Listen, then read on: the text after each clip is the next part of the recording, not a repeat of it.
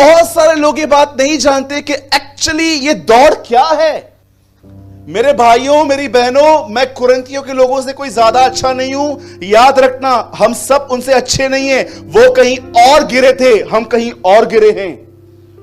ये मत सोचना ये कैसी कलीसिया थी, आप भी वैसे ही हैं। यीशु जानते क्या है, वो कहीं और गिरते हैं, आप कहीं और गिरते हो। अब परमेश्वर हम जैसे लोगों को कहता है कि अगर तुम चाहो तो दौड़ो, और तुम चाहो तो तुम एक नंबर पे आ सकते हो। मैं कभी भी ये नहीं सोचता कि ये कैसी कलीसिया थी। मैं हमेशा ऐसे देखता हूं, प्रभु ये लोग कहीं और गिरते थे, मैं कहीं और गिरता हूं, इनमें और मुझमें कोई फर्क नहीं है। और खुदावन मुझे भी वही वचन कहता है जो वो उनको कहता है, क्या तुम नहीं जानते कि दौड़ में दौड़ते तो सब हैं, इनाम एक ही मिलता है, तुम भी वैसे दौड़ो कि जीतो। मैं आप में से हर एक को कहना चाहता हूं, अगर आप में से कोई भी ऐसा है जिसको ऐसा लगता है कि ब्रदर आपके सामने मैं बहुत अलग हूं, लेकिन मेरा भीतरी जीवन ब्रदर बहुत अलग है, मैं आपको इनवाइट करता हूं, आज भी आप दौड़ के नंबर 1 आ सकते हो। लेकिन ये दौड़ है क्या ब्रदर? ब्रदर प्लीज लगाइए 27, अब वो आपको बताएगा कि एक्चुअली दौड़ क्या है। परंतु मैं अपनी देह को मारता और कूटता और वश में लाता हूं, ऐसा ना हो कि औरों को प्रचार करके मैं किसी रीति से निकम्मा ठहरूं। जानते हो ये दौड़ क्या है? खुद को हराना। खुद को हराना है ये एक ऐसी दौड़ है बाइबल के अंदर जहां पर ऐसा लिखा गया है, कहीं ऐसा ना हो कि मैं दूसरों को प्रचार करके समय। आप जानते हो ये दौड़ कुछ और नहीं है, ये समय को हराना है। हमारा बदन बहुत कुछ करना चाहता है, वो कहता है मैं इसे मारूंगा, कूटूंगा, इसे नीचे लेकर आऊंगा। एक ऐसी दौड़ है, हर दौड़ में कहते हैं जीतो जीतो जीतो, लेकिन ये एक ऐसी दौड़ है जिसमें लिखा गया है खुद को हराओ। That is race. तो ब्रदर आपका प्रचार तो अनुग्रह पे था, आप रेस पे क्यों आ गए? खुदावन का फजल इसीलिए आया है ताकि तुम अपने आप को हरा सको। परमेश्वर ने आपको क्यों अनुग्रह दिया है?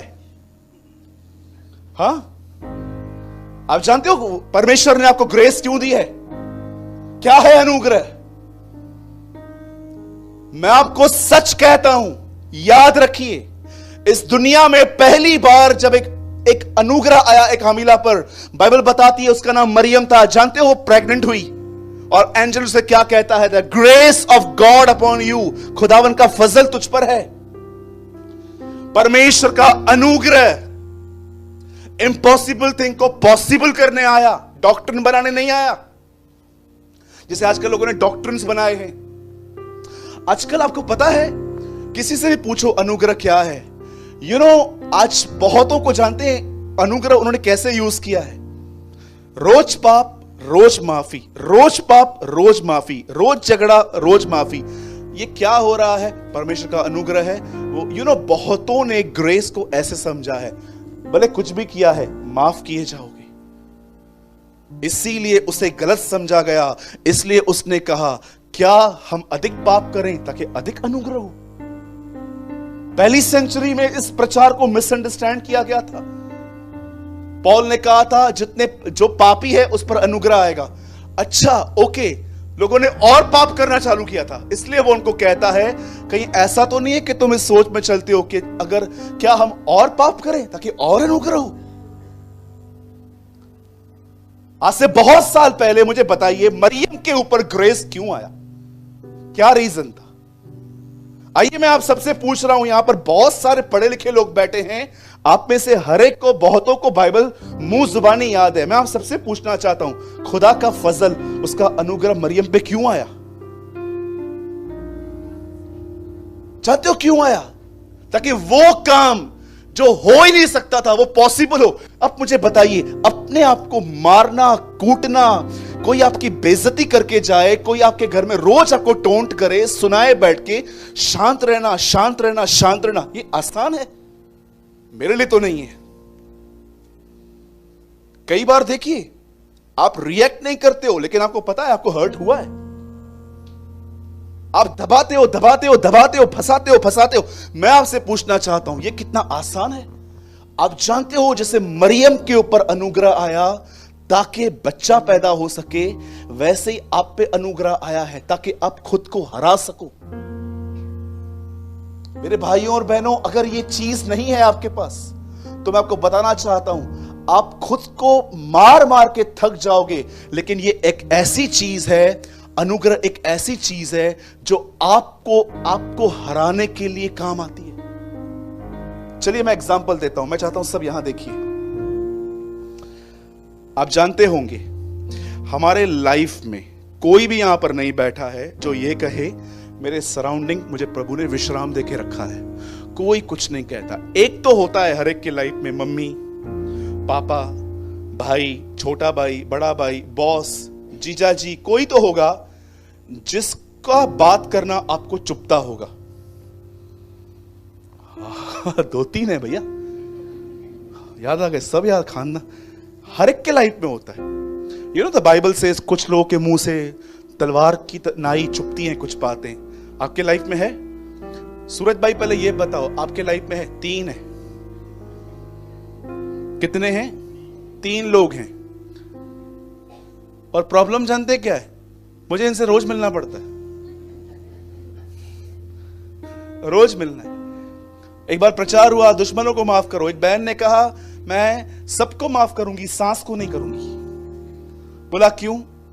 दुश्मनों को भी करूंगी, इसको भी करूंगी, उसको भी करूंगी, सांस को नहीं करूंगी। तो बोला क्यों? बोला दुश्मन मिलता है 6 महीने में एक बार, ये मिलती है रोज, तो मैं नहीं करने वाली हूं। यू नो, अब मैं एक बात पूछना चाहता हूं, ध्यान दीजिएगा सब। आपके लाइफ में आपका बॉस, आपके मम्मी, आपके पापा, आपके रिश्तेदार, आपके कजिन्स, आपके पड़ोसी, जानते हो कोई ना कोई ऐसा रहता है जिसका बोलना एक्चुअली हमें चुभता है। और कुछ लोग आपको पता है ऐसे भी होते हैं, एक्चुअली उनकी बातों में बड़े ताने होते हैं, बड़े ताने होते हैं, और ये बात उनको भी नहीं पता चलती है कि वो ताने मार रहे हैं, लेकिन हम जान लेते हैं, है ना। अब मुझे बताइए, ऐसे लोगों के साथ रहना, शांत रह के बर्दाश्त करना, चुप रहना, सहन करना, ये कैसे होगा? किसी ने आपको आपके पास्ट को लेकर सुना दिया, ये देखो आई है बड़ी बड़ी बातें, तू तो सलाह मत दे, तू तो एडवाइस मत दे। यू नो, कुछ लोग होते हैं ऐसे, आपने सुन लिया, आपको बड़ी ठेस पहुंची और आपने गुस्से में बोल दिया आज के बाद मैं कभी कुछ बोलूंगी नहीं। होता है ना, हम इमोशनली होके ऐसा बोलते, आज के बाद मैं कुछ बोलूंगी नहीं। ओ, आपको भी पता है, पहले आप ही बोलने वाले हो। अब मुझे बताइए, ये जो हर्टिंग्स आप अंदर में लेके चल रहे हो, ये खत्म कैसे होंगी? इसीलिए अनुग्रह आया है ताकि तुम खुद को हरा सको। मैं प्रभु से कह रहा था, प्रभु मेरा स्वभाव इतना विनाशकारी है, ये हमेशा प्रभु मुझे डाउन करने के लिए नीचे आता रहता है। प्रभु मैं खुद को कैसे हराऊं? तब मुझे समझ में आया, एक्चुअली अनुग्रह परमेश्वर की वह ताकत है जो जब आपके ऊपर आएगा तो आपको हराना सिखाएगा। किसको? खुद को। उसे बहुत कुछ बोल दिया ना, अनुग्रह आपको ताकत देगा चुप रहने की। कौन हारा? आप। हमेशा मैराथन, आपने देखा होगा बॉम्बे में एक मैराथन रेस होती है, ओलंपिक्स होती हैं, कैसे लोग बच्चों को इनकरेज करते हैं दौड़ना, जीतना। पॉल यहां पर कहता है मैं तुम्हें इनकरेज करता हूं, हारना, हार जाओ। अमेजिंग ना। वो कहता है मैं अपने आप को मारता हूं, कूटता हूं, वश में लेके आता हूं। मतलब क्या? वो कहता है मेरे अंदर एक सेल्फ लाइफ है, एक स्वयं का जीवन है जो हमेशा मुझसे आगे दौड़ने की कोशिश करता है। आपको पता होगा, समझिए एक और एग्जांपल। अगर मैं ये कहूं कि इस हॉल को पहले इतना गंदा था, किस किस बहन ने आके इसको साफ किया है? कुछ बहनें खड़ी हो जाएंगी, मैंने, और उन्होंने कुछ नहीं किया, वो बाद में आई। पूरा मैं कर चुकी थी, मैं पूरा कर चुकी थी भैया। ये आई, इसने क्या किया? इसने कुछ भी नहीं किया, इसने खाली फोटोज निकाले और आपको क्लिक किए, पर मैंने किया है। मुझे एक बात बताइए, आप नहीं देख रहे थे कि आपकी सेल्फ लाइफ ने आपको कितना लीड किया? आप जानते हो क्या होता है, ग्रेस क्यों आता है? ये जो सेल्फ आगे दौड़ रहा था, अनुग्रह आपको मदद करता है कि इसको पकड़ पीछे ले। That's grace. हर दिन परमेश्वर से अनुग्रह मांगो। अच्छा ब्रदर, आपने बता तो दिया अनुग्रह ये है, मिलता कैसे है? सिंपल, बताइए। आदम से प्रभु ने पूछा, तू कहां है? जिस फल को मैंने खाने के लिए मना किया तूने खाया क्या? बताइए आदम ने क्या उत्तर दिया? हाँ जी, किसको आता है? जोर से बोलिए। तूने जो पत्नी दी। यू नो, आजकल लोग बड़े स्मार्ट हैं, आपको बताऊं कैसे? बताइए, जब सारा ने इब्राहिम से कहा हाजिरा से बच्चा पैदा कर, इब्राहिम ने खुदा से पूछा?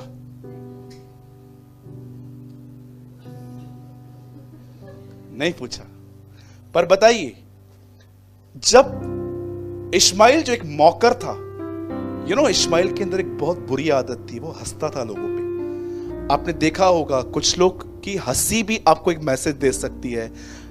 आप लोग के फेलियर पे भी कुछ लोग ऐसे हंसेंगे कि आपको समझ में आएगा कि एक्चुअली ये मौकरी है। Ishmael was a mocker. ऐसा लिखा गया है कि 100 साल की उम्र में जब बेटा पैदा हुआ और इसहाक जब बड़ा, तो द बाइबल सेज वो उस पे हंसता था। मुझे अब बताइए, जब इस बार सारा ने उसे गुस्से में कहा इसको निकाल, तो बताइए इस बार उसने क्या किया? हाँ,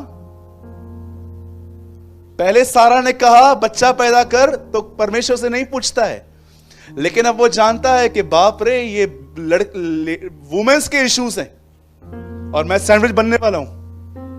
फिर प्रभु से क्या बोलता है? प्रभु, मेरी वाइफ ऐसा कहती है मैं इसको निकाल दूं। प्रभु बोलता है यस, सुन प्रभु, कैसी पत्नी दी है आपने, ऐसे करती रहती है, उसको बोलती है बाहर निकाल। हाँ मैंने दी है, कंटिन्यू जा। जाकर अब इसकी बात मान। लोग इतने स्वार्थी हैं आजकल, जब खुद को कुछ मिलने वाला होता है ना, दे नेवर आस्क गॉड। मैंने कुछ लोगों को देखा है, एक भाई मिला था मुझे, तो उसने मुझे बोला भैया मेरे लिए कोई रिश्ता ढूंढो। तो एक्चुअली 2 दिन पहले एक रिश्ता आया था, तो मैंने कहा ब्रदर मैं इन्वॉल्व नहीं होऊंगा, आप एक काम करो, हमारे चर्च के एक भाई हैं, उनसे जाके मिलो, वो आपको बताएंगे। लड़की बड़ी काली थी और बेचारी वो इतनी रिच फैमिली से नहीं थी, और जब उसने वो फोटो देखा ना, जानते हो क्या करता है? ब्रदर ठीक है, मैं 2 दिन प्रार्थना करूंगा। और 2 दिन प्रार्थना प्रार्थना प्रार्थना, उसके बाद आके कहता है brother no answer in prayer. और अगर आप इन लोगों को कोई फेयर लड़की दिखाओ ना, they know the will of God. अगर आप इनको कोई गोरी लड़की दिखा दो ना बाहर की, तो ये परमेश्वर की इच्छा जानते, नो प्रेयर, कोई प्रार्थना नहीं, डायरेक्ट शादी। अरे खुदा तुझे बरकत दे, शर्म कर थोड़ी। गोरी लड़कियों के लिए खुदा से नहीं पूछते हो, काली लड़कियों के लिए अन्य भाषा में प्रार्थना करते, प्रभु मुझे अपनी मर्जी बता। People are so selfish in these days. काली लड़की आएगी तो परमेश्वर से कहेंगे प्रभु मैं फास्टिंग करता हूं, इनको पता है उत्तर आया भी तो नहीं लेंगे। लेकिन अगर कोई लड़की फेयर है, रिच है, उसके लिए कोई प्रार्थना नहीं। परमेश्वर के दिल को जानते, यही है, यही है ब्रदर, बिल्कुल यही है। और शर्म कर भाई तू, क्या बोलूं? बोलिए फजल खुद को हराने के लिए मिलता है। कितने लोगों ने आज ग्रेस का एक नया डेफिनेशन समझा? अनुग्रह क्यों आता है? सारी दुनिया को इनकरेज करेगी, भागो भागो भागो, जीतो। पॉल कहता है खुद को हराओ, यही तुम्हारी रेस है। आमीन। बोलिए मैं हारूंगा। कैसे कैसे कन्फेशन कराते हो ब्रदर। मैं हारूंगा। बोलिए मैं हारूंगा, क्योंकि मेरे हार में मेरी जीत है।